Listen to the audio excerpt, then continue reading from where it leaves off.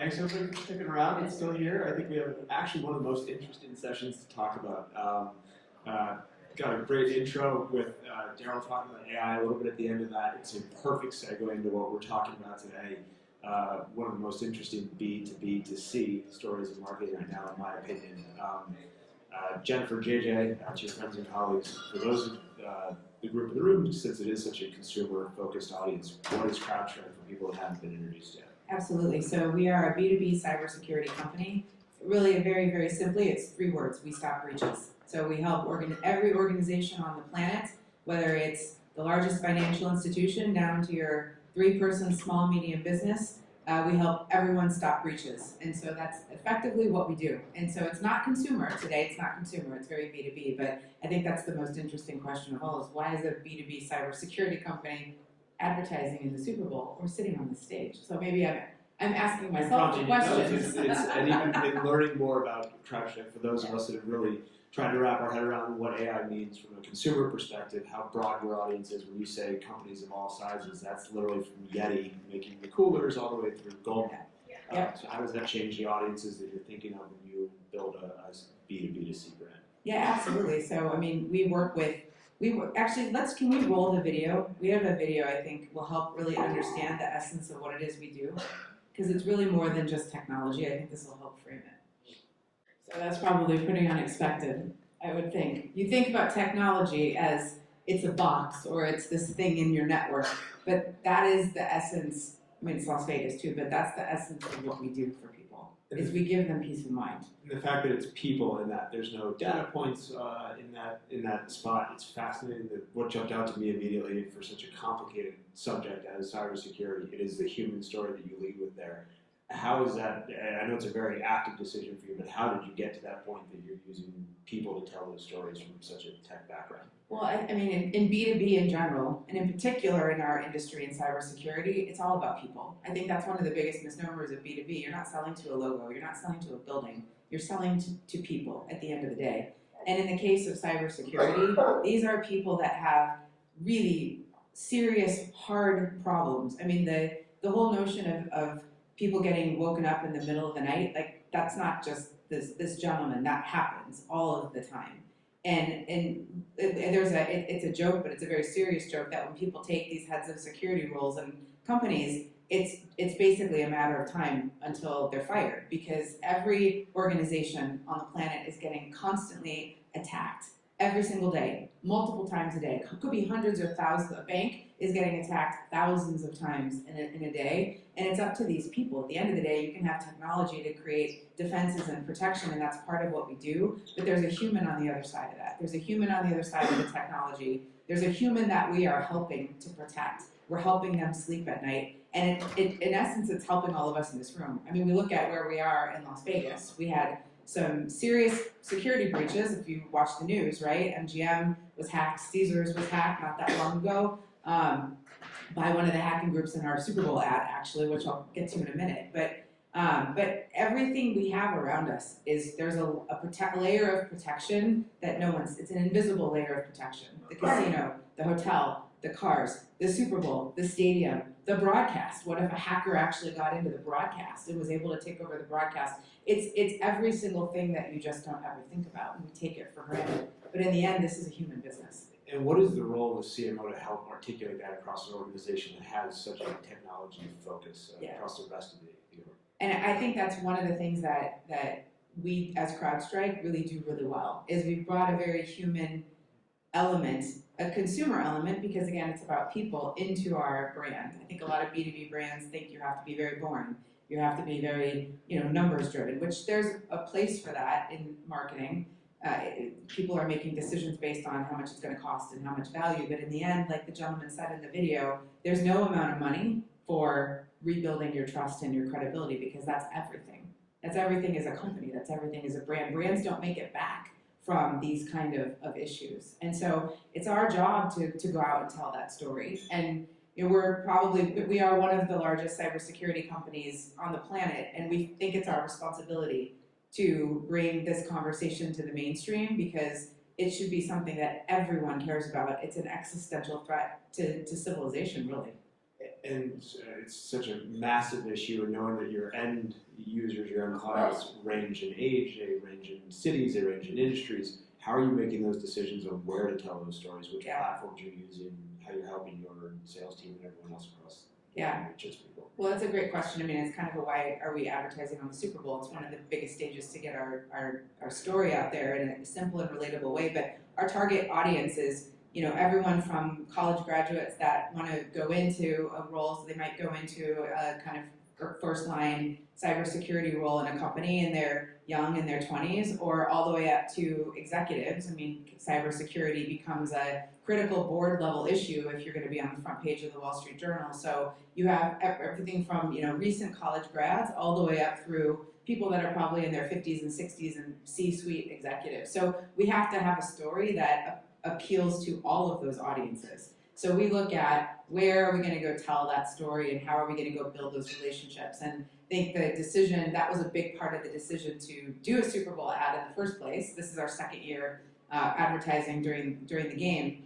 And we have to have a relatable story. And so if you look at the way that we do our marketing and take a look at our Super Bowl ad, there is a very consumer-esque way and simple, relatable way that we tell our story. Charlotte, that's how you take an actual product and personify that. Well, also the adversary. So like our whole story is, and feel free to go, if you haven't seen the ad, go watch it. It's on YouTube. It'll be obviously be in the game. But it's a story of good versus evil. Like every good story anywhere is all about a heroine or a hero taking on the bad guys. And that we are personifying that in everything we do with this woman, Charlotte, who it's kind of our flow, right? Our progressive flow. And we introduced her in last year's Super Bowl ad. I'm wearing her shoes right now. And literally, not really, but the shoes she was wearing. And we introduced her. She's been part of our brand campaign. So she's come back this year. And she's our brand ambassador. She represents everything that we stand for: protection, wisdom, intelligence, strength, taking on the adversaries. And the adversaries in the ad, they have a very consumer-like, I don't want to say superhero because they're the anti-superheroes, they're the villains, but they appeal to a kind of a younger audience. And two, I think, interesting facts about it. The agency that does all the Marvel comics, when we were doing our Super Bowl ad this year during the writer's strike, they had some free time, and so we asked them, do you want to help reimagine our adversaries and make them villainous and sinister, and they enthusiastically took it on. So the adversaries in our ads have they have a consumer, like they're literally designed by the Marvel comic designers, but they're also real. So I think there's a whole host of hidden meanings in our Super Bowl commercials that we have these 4 adversaries that represent these hacking groups.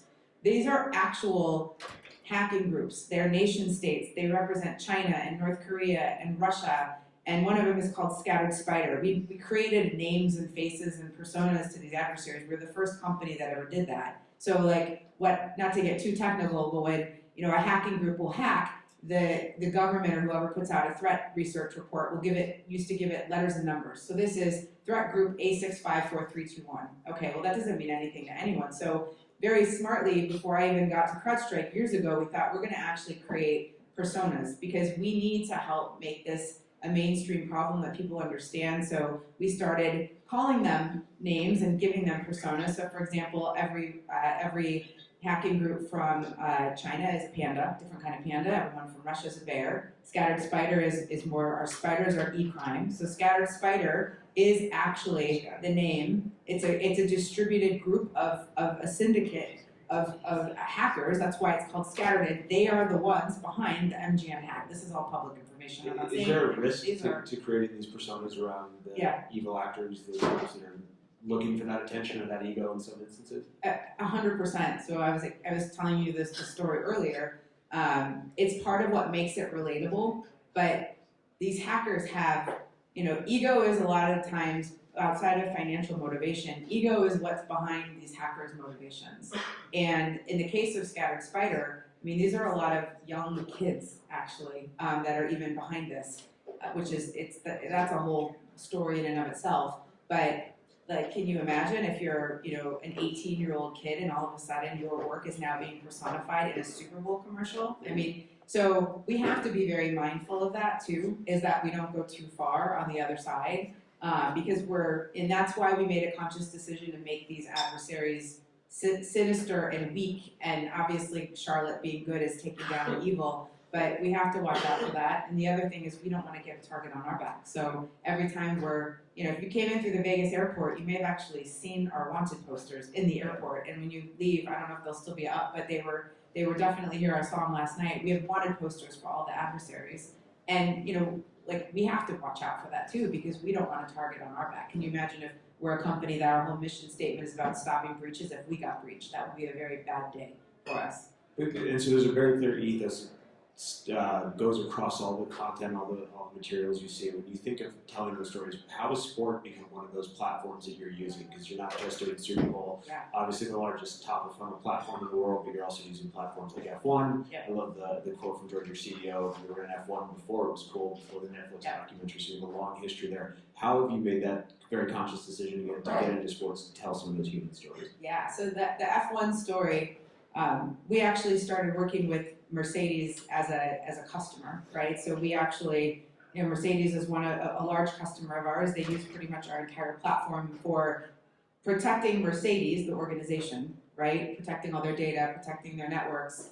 And so there was a very natural storytelling tie into racing itself. Number one, our CEO is a race car driver, so that doesn't hurt. But if you take F1 and what F1 represents, the storytelling ties are there's many of them: speed, data, innovation, teamwork, safety. I mean, the list goes on. And for us, it's about not just putting the logo on the car and on the back of the T-shirts of the people in the garage, although that definitely helps for awareness. It's the activations of what we do. And a lot of what we're doing on the B2B side is we're building relationships with executives and companies. And hosting them at these events. Hosting them at these events, having these once-in-a-lifetime memorable experiences where they can go into the garage and see the cars up close, and they're technologists. So, I mean, not only do it's a lot of men, so they typically like things like racing, but it's also technologists, so they really geek out on all. And so the storytelling and the experience we give them through that is, you can't beat it. For you as a CMO, how has the Lewis Hamilton news, obviously Team Mercedes, changed their strategy? Does it impact how you think of F1 more broadly? Yeah, it really, we're about the team first. So Lewis has been a great support and ambassador for helping us tell our story. We are first and foremost about the team. So we say cybersecurity is a team sport. It really is. And so we think about protecting the team and the organization first and foremost. So nothing changes for us with Mercedes. And sports, I guess, more broadly, looking at these platforms, F1, one of the largest, Super Bowl, one of the largest. What's that process as a CMO to make those decisions, whether it's on the financial side, on the measurement side, to go through the decision to keep investing in these platforms? Yeah, absolutely. So even taking something we'll start with the Super Bowl, right? So the awareness, obviously the awareness uplift. We're very well known. We're a household name in cybersecurity. We're kind of making that transition now to just becoming a household name in technology, and hopefully then more broadly. I think AWS has done a phenomenal job at that. The uplift that we saw after the Super Bowl last year, it was stunning. We went from this probably 7th or 8th in terms of being known, all the way up to number 2 right behind Microsoft, which is obviously apples to oranges because they're a lot more than cybersecurity. But interesting too, over the last couple of days we've heard so many different, mostly consumer brands talking about the 60-day sprint into Super Bowl, where they're focused on all the activity they've got, whether it's selling products, activations, going into the launch of that commercial. For you, it's a little bit different. You've got the launch day. It's more of a start day for a campaign. Absolutely. So we did last year. No one even knew. Even our employees didn't know we were doing an ad until the day before. So it was a surprise to everyone. And the reaction was so phenomenal that we decided this year. And obviously the awareness lift and all of the surround campaigns we did around it with digital and social.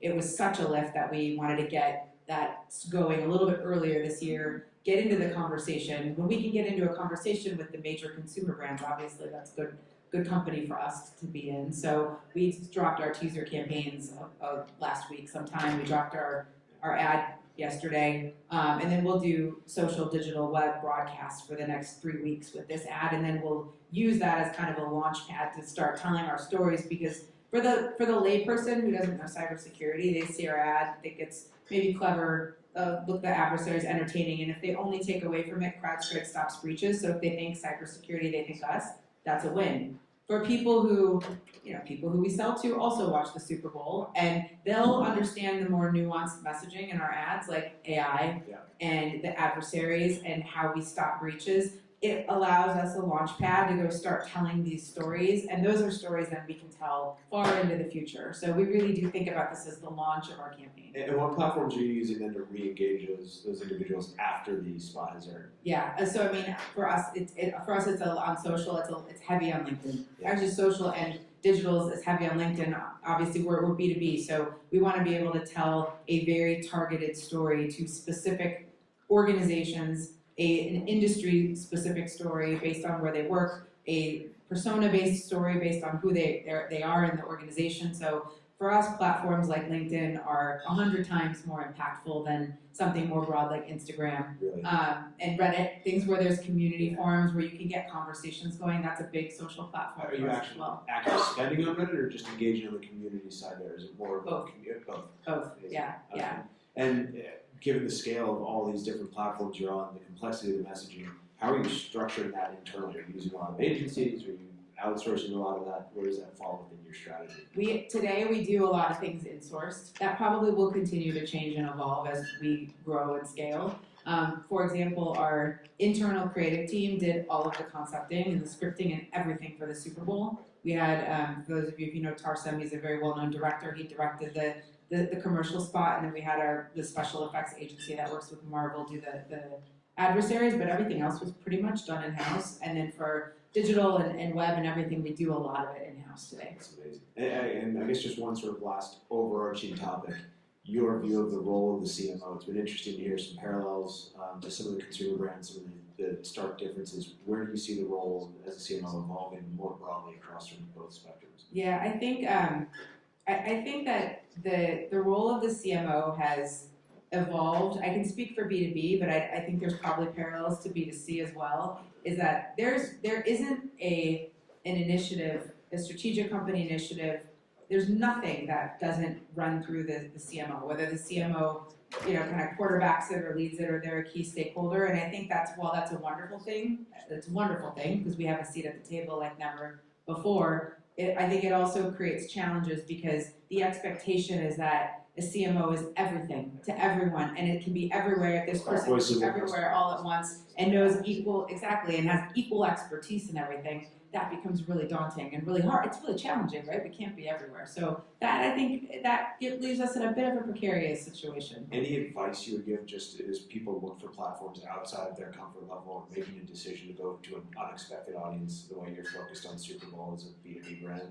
Yeah, I mean, I think do it. Honestly, do it. To Daryl's point, that mix of Einstein and Picasso, and so absolutely. I thought his point on Einstein and Picasso was spot on. We live in a world, and he even said it in B2B in technology, where it's like 99% Einstein and 1% Picasso. And I think that is something that look, what other cybersecurity company is in the Super Bowl? Yeah. How many B2B companies are in the Super Bowl? I mean, there's probably 3, maybe 4, right? Yeah. If that. Bringing some of the Picasso into the Einstein is really important, and I think in a world of generative AI, I was talking to someone this morning about this, that it's going to dramatically accelerate some of the things we do as marketers and help us significantly to augment and support, but it is never going to fully replace. And I think that AI is based on something that exists. Like, it takes data, but the data has to be there. So when you think about creating something new, a novel concept, that creative storytelling, like what we did with the Super Bowl, like you could ask ChatGPT to come up with a Super Bowl ad, and in fact, one of our technical people did because they were trying to be funny. But it would come up with probably a very nice Super Bowl ad, but nothing that, a version of something that already exists. Yeah, but that creative storytelling and that creation, you can't get that through through technology, you have to have humans for that. So I think that the role of brand and storytelling and experience and all those, all those right brain things are going to be the things that are going to differentiate us in the future, because you can automate out everything else. And I think probably a huge relief to everyone with the consumer focus and the B2C piece in here, assuming that the tech companies are the ones who are going to lead that. Everything will be automated, everything will move to AI. So it's such a, I think, a counterintuitive thought. Yeah. I do want to make sure we've got time for some questions just to get to this. It's such a new space. Hi. Brody with Excel Sports Management. When looking at the Mercedes partnership and just stuff in sports, how do you find alignment across the sales org, specifically with a product that is what I would assume a longer sales cycle, right? It's a high dollar product that takes a lot of conversion from your client. How do you track that towards, these marketing spends, partnership spends, and ultimately track the ROI that you're getting off your investment? Yeah, absolutely. So there's the brand sponsorship side, and then there's the activation side, and we track and measure those through different lenses. And so the activation side, it ties perfectly into what we're doing, because to your point, it is longer sales cycles. A year plus is a very common common sales cycle length for a multi-million-dollar purchase, and we're working with people who are very high up in the organization and across different stakeholders. It's never one person that's making a buying decision, it's multiple people. So having a partnership like Mercedes and F1, where we can do activations at the Grand Prix, we do bespoke custom events with the Mercedes team, with the drivers. It just allows us to have a lot of experiential touch points, and we can directly tie pipeline and revenue influence on the back of those events. That's how we pretty much track it. Yeah. Thank you. Mm-hmm. Do one more? If one more? All right, maybe one last question Yeah. for JJ. Then, just in terms of predictions for the second year of the Super Bowl spot, where does it go from there for you? Looking at year 3 already, and what would you factor into that decision for the next step? Yeah, it's well, I'm not going to say we're going to do one, but we did one this year after the success last year. So, it's a decent indication we might do one again next year. We'll see what happens. The logical. I had a conversation with someone yesterday about having celebrities in your ads, and I think for a lot of brands that makes sense, because there's a very specific demographic that they're going after. Because our demographic is so broad, it's really hard for us to pick a celebrity that's going to have broad appeal. We're also not an industry that drives on humor. Cybersecurity is not it's not fun. It's not funny. It's not fun. It's very serious, right? We bring a clever way of storytelling to bring it to life, but I don't know what celebrity. It would have to be the right celebrity, I think, for us to be able to do that. So I don't know that a celebrity's in our future. You'll probably see Charlotte again. So if we can make her our flow, our heroine, I think that's probably a good. Yeah, good always wins. Such a good place to have. Yeah. Thanks so much for your Thank time. you. Yeah. All right.